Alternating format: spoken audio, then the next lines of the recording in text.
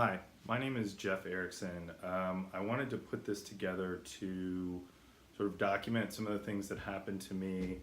On January 27th, 2019, I had a stroke. More precisely, I had a mid-cerebral um, ischemic event, or MCA. Reluctantly, I've been becoming a bit of a expert on what it means to have had a stroke, what the implications are for myself, for other people who've had the unlucky um, ischemic event, or in some cases hemorrhagic event. I didn't really think stroke could happen to anyone um, at my age, and mine was actually quite terrifying. It was kind of a worst case scenario. My stroke happened when I was alone with my 6 year old son, and he obviously could not see that I was going through the event.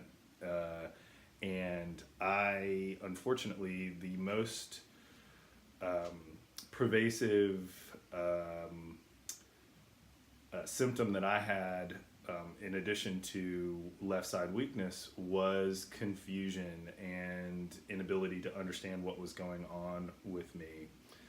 Um, Here are some of the contributing factors to stroke, none of which I have, which is kind of the interesting thing about this, and kind of one of the reasons that I wanted to put together these series of videos to talk about stroke, its implications for me, and perhaps implications for other people. So the following things contribute to stroke.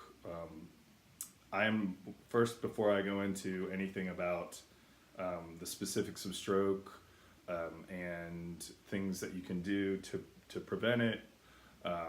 I am not a doctor. I am speaking strictly from my own experience, having had a stroke just over a month ago. And again, I am extremely lucky to have bounced back. I continue to have an evolution of my symptoms, but many people who have a stroke, particularly in the area of the brain that I did, are not as lucky as I am. Even though this has had a pretty huge impact on my life, the impacts right now are evolving, and I've been to one follow-up doctor's appointment. We'll be seeing my neurologist next week. So here are some things that contribute to stroke, and you should consider having checked out. If you have atrial fibrillation, high blood pressure, particularly unregulated blood pressure, obesity, lead a sedentary lifestyle, have high cholesterol, if you have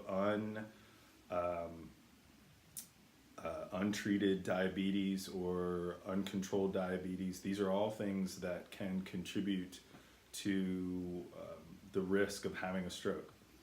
Interestingly enough, I don't have any of those risk factors.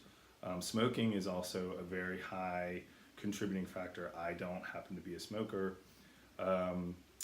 So as I have started to become a reluctant expert on stroke, I wanted to share some of the things that I'm learning. And stroke is actually in the news quite a bit the last week. Luke Perry just passed away. I believe it was yesterday. Today is March 6th, 2019. My stroke again was on January 27th, 2019. I don't know much about his situation, but we'll look into it further.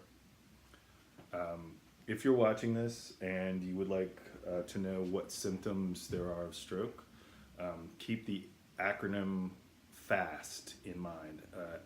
FAST, F-A-S-T, facial drooping, or asymmetry in the face, sudden onset, arms, the inability to lift arms or arms that they're not equal strength, or legs of equal strength on both sides, speech, slurring of speech, or any confusion in speech or confusion, dates, times, that kind of thing. And then your final thing is time. Time is of the essence. Time is brain.